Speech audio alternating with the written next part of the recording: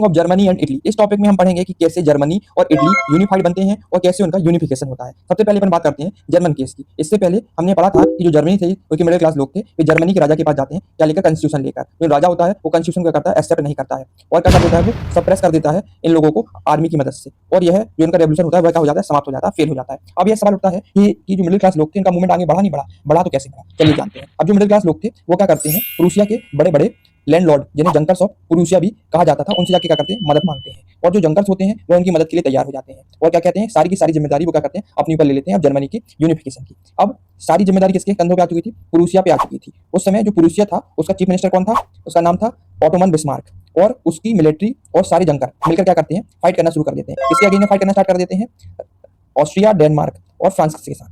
अब क्यों कर देते हैं, क्योंकि ये जर्मन स्पीकर रीजन था और वो इनके कंट्रोल में था। उनसे वो क्या करना चाहते हैं, छीनना चाहते हैं। तो ये क्या करते हैं, फाइट करना स्टार्ट कर देते हैं। अब ये लड़ाई लगभग कितने साल तक चलती है, लगभग 7 साल तक चलती है। और इस लड़ाई का रिजल्ट यह होता है कि जो प्रूसिया होता है वह इस फाइट को क्या कर देता है, जीत जाता है। और इसके साथ ही जो जर्मनी होता है वो क्या हो जाता है, इसका यूनिफिकेशन कंप्लीट हो जाता है, यूनिफाइड बन जाता है। मतलब अब जर्मनी एक क्या बन चुका था, यूनिफाइड नेशन बन चुका था। और फाइनली क्या होता है, 18 जनवरी या 10 जनवरी को 1867 को जर्मनी का जो एक राजा बनता है जिसका नाम था केजर विलियम फर्स्ट। और ये राजा बनता है और वह किसको इंपॉर्टेंस देता है, करेंसी को मॉडर्नाइज करने के लिए और बैंकिंग और जुडिशरी सिस्टम को इंप्रूव करने के लिए।